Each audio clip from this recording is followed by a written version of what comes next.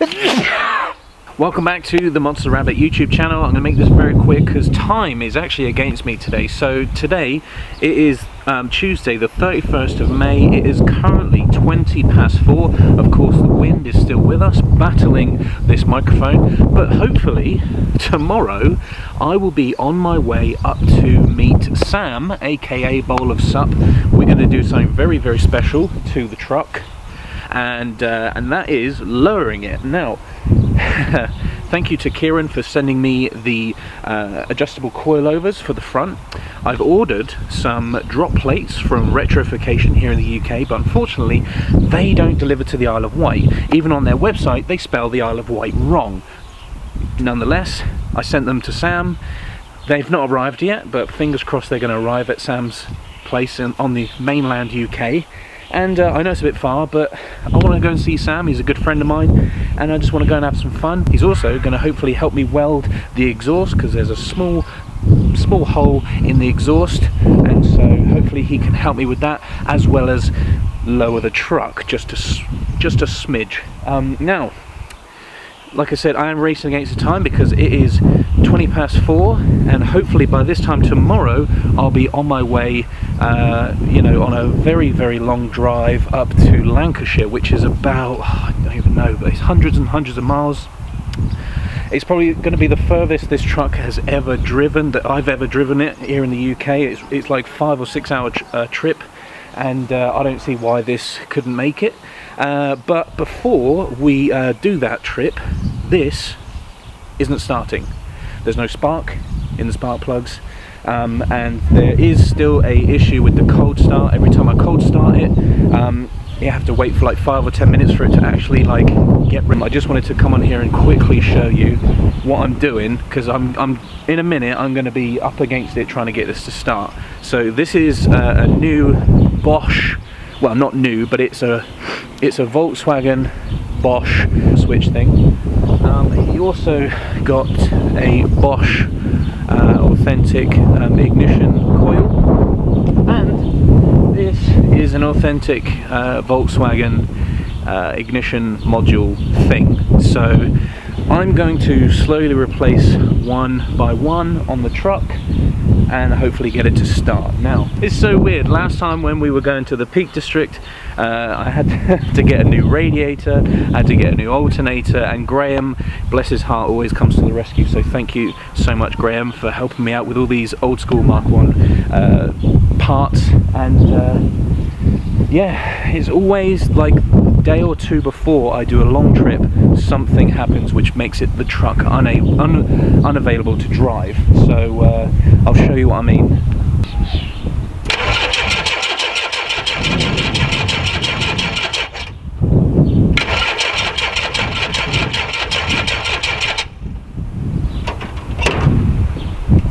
Yeah, so it's not starting. So girlfriend's car, my car, jump leads.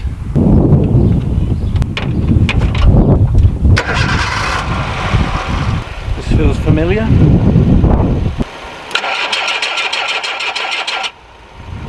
Yeah, still doesn't start even with the jump lead. So okay, so we've got our cold start switch, or whatever you call that, which is just here, look. And so I'll be swapping that out. We've also got our ignition coil, which is just under there. That's where that one is. And our module is just under there. Now, I apologise again, this is not an in-depth video because I'm literally going to crack on now. I'm turning the camera off and I'm going to get to work because I am on a fucking strict time schedule. I'm going to start replacing a few things, and if I get the truck to work and start up, I'll let you know. Wish me luck.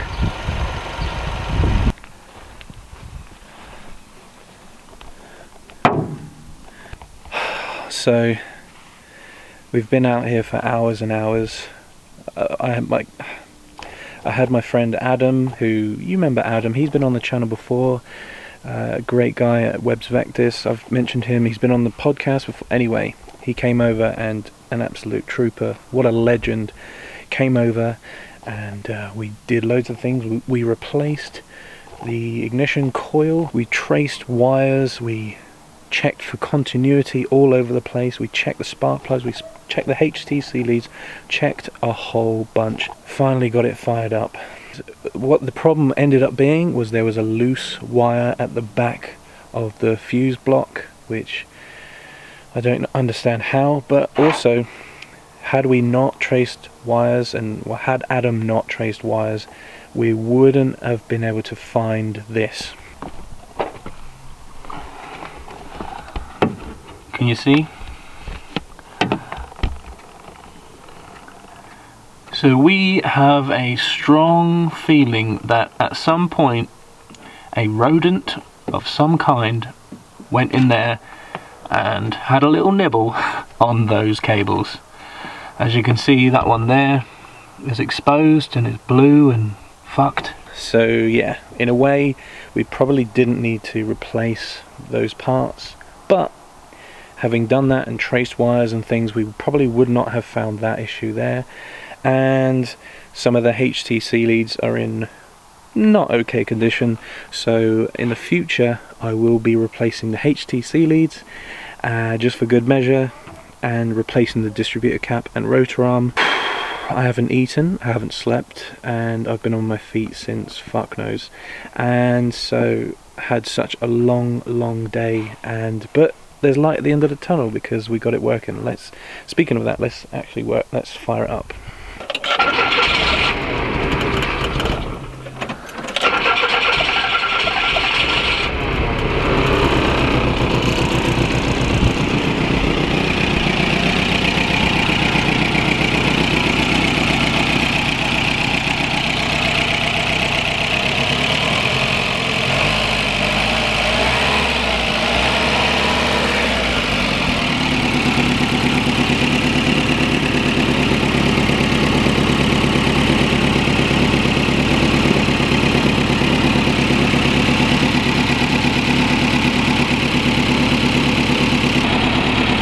I have no words. Like I said at the beginning of the video, I've just been like, I just want this up and running because tomorrow I've got such a massive long road trip. I'm exhausted. This is a side of me hopefully you'll never have to see too often, but the truck is running, that's all that matters.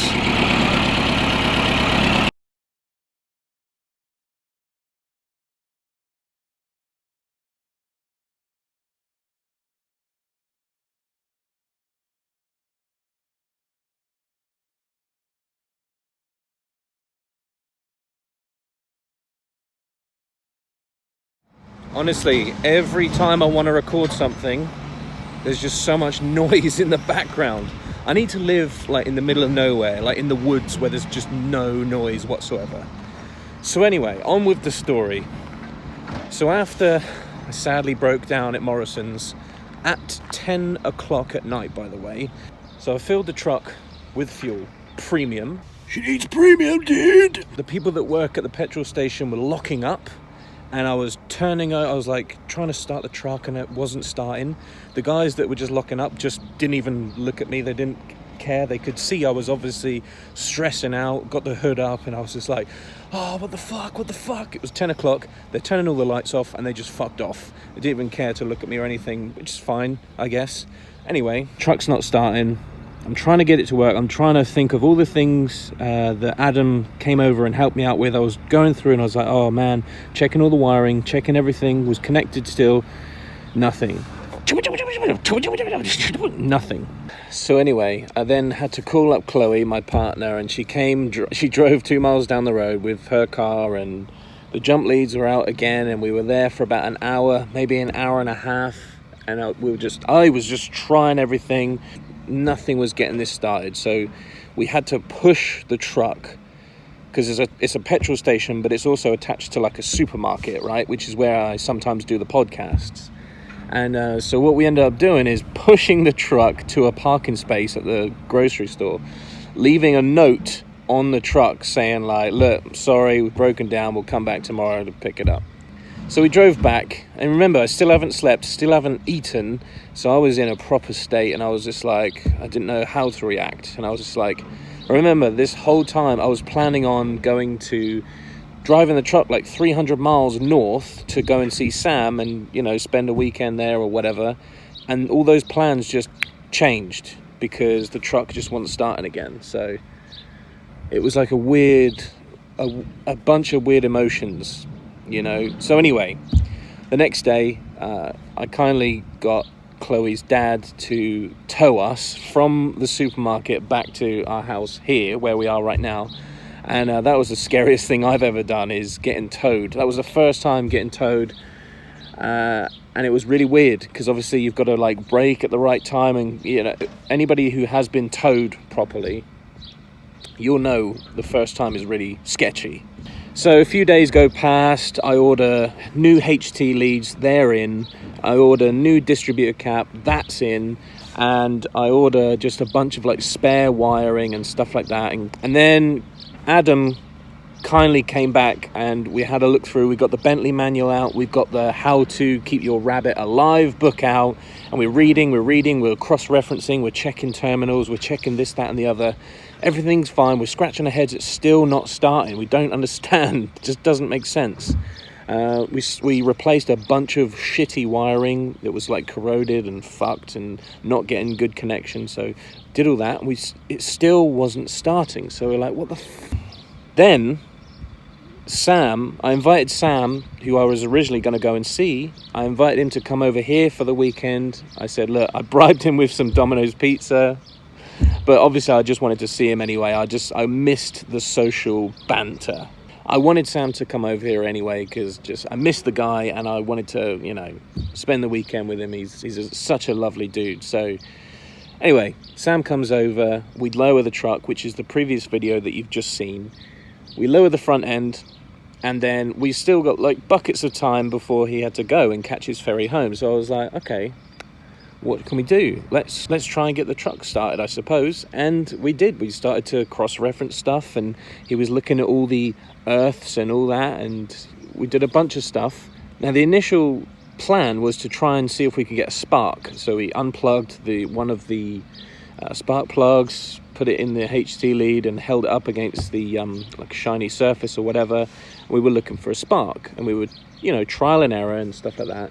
And anyway, after trialing a few things, and I was looking, and I see a spark from the spark plugs. What the fuck? And I'm recording it as well for Instagram stories. And of course, at that time, we still had the air pipe off of the CIS fuel injection. And everyone's jumping on me going, oh, it's not going to start if the thing's not connected. I was like, oh man, like we're not even trying to get it started. We're just looking for a spark. Anyway, we saw the spark, we plugged everything back in, and the truck starts up. And just ridiculously overwhelmed. And I was like, oh man. Oh shit, bro. Yo, is that a Supra? Is this when he throws the watermelon and it goes, bingo! God damn. What the fuck? Well, the thing is, obviously we disconnected that. Well, then the coolant's disconnected. There's multiple things disconnected. Give it a couple of them. Little 1-2 rev. Oh, so it's still got that issue where it wants to die if you put your foot down, and then it comes alive.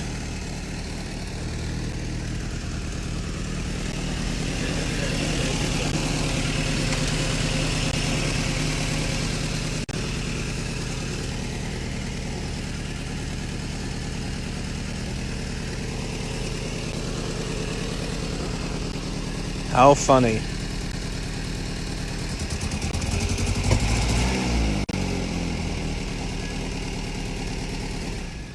Nice one, mate.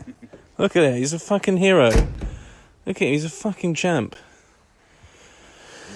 I was in shock. I didn't know what to say because I didn't want to jinx anything. But the truck started, and it still starts today.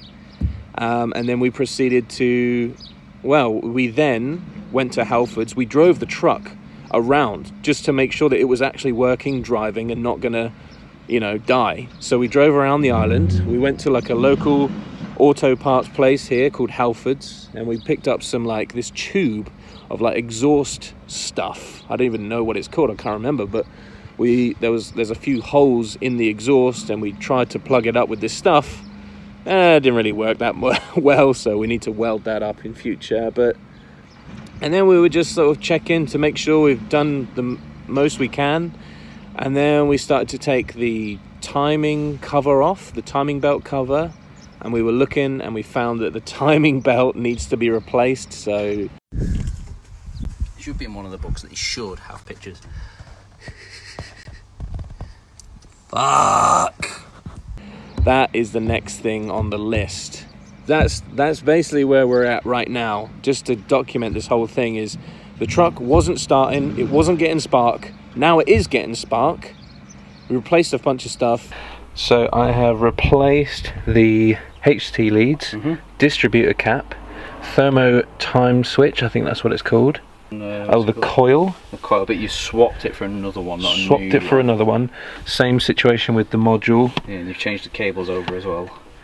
Cables? The wiring, so Adam's done some wiring, hasn't he, for you? Oh yes, we've renewed some of the wires, and we've fiddled around with these. What else have we done since then? We just checked for spark, checked for fuel on the fifth injector. Yeah. So we basically put like a little plastic cup, and then held the fifth injector over the top. You went to start it, and it was a very lovely spray. Nice spray. It was really nice to see, actually. If it sprays, if it drips out, then it's bad. But if it sprays, then it's all good. Yeah. And then then it wanted to fire into life after we checked the second coil on the spark plug. So yeah, and then we just put it back together, and then it sort of fired into life. But we think it could be a fuel pump issue. Could be a fuel pump issue, yeah, because it was making funny noises before, wasn't it, when we were testing the hazard lights. Maybe there's a cable crossing over somewhere. Who knows? We checked the earths as well. One thing we did do. All the earths inside, just some of the earths just like fell off the actual pins themselves. So just clamp them down a little bit, shove it back on so it's nice and tight and won't come off again. Yeah. And now it is working and running and stuff. But now, as you would have seen in the previous video, I am waiting for some new drop plates. Instead of drilling out those drop plates that I originally got, I sent them back to rectification, got a refund, thank you Al, and I ordered some drop plates from Fast Bunny in America. So we're currently waiting for those, and then we can proceed to do the part 2 of lowering this truck. So that's where we're at right now. I just wanted to say thanks for everybody to watch this. I know it's just a boring, but I thought I'd update you guys, because a lot of people saying, like, what's going on with the truck? Have you got it started? And hopefully this video answers that question. And we're still trying to figure out why it's doing that cold start issue. It's got to be something to do with like, I think the truck thinks that when it starts cold, I think the truck is in this kind of mode that thinks it's already warm. That makes sense. I've got to check a few things, but yeah, there's something still not right. Maybe you guys can help. Maybe you can comment below, but maybe by the time you comment, I might have already fixed the issue. I don't know, but I think I should say as well, I'm on a budget, but I'm also trying to replace as much as I can mechanically in the truck to make it super reliable. That's my main thing. And we've got a show coming up, VW Action, the first weekend of September, I believe it is.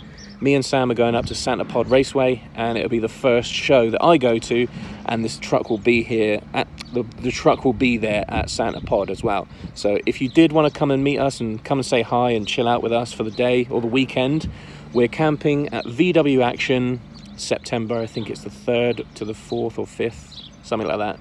But yeah, VW Action, we're going to be there. Oh, it's a brand new day, but I got these in the mail. I got some LX badges from Mark 1 Mike, and he also sent me a rabbit badge. I'll show you real quick. I've just finished painting it actually. So he sent me this badge for the back. It's plastic, obviously. Now I know these pickups never actually had like rabbit badges on the back. You'll probably see like the diesel pickups had the emblem diesel on the back, but as I'm in the UK, a lot of people in the UK keep calling my truck a caddy. They refer to it as a caddy, and I'm like, it's not a caddy.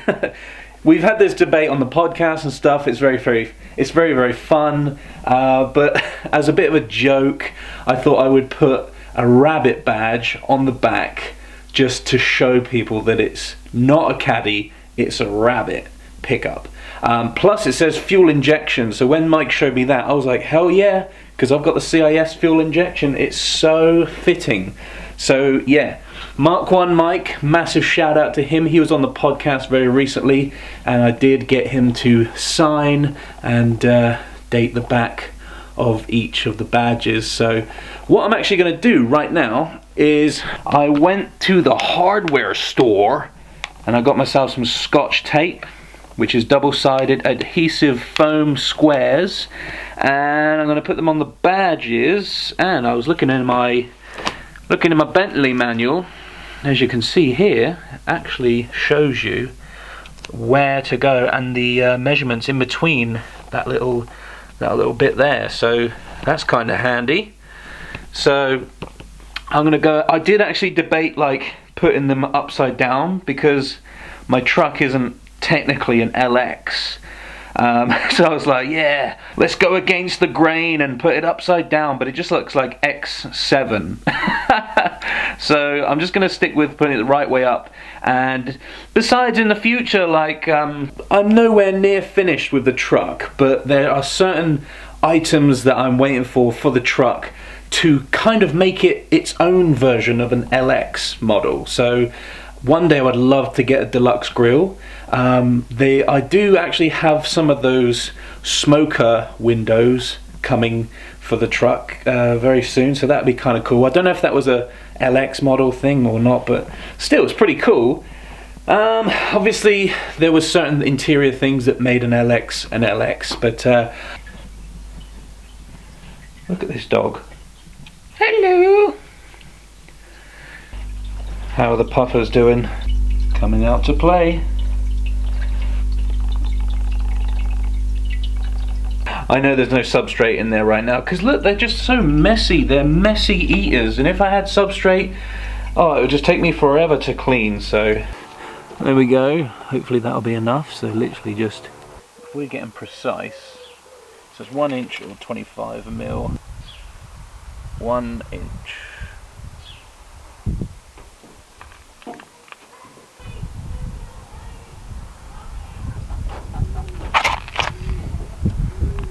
You think that's funny? Look at this.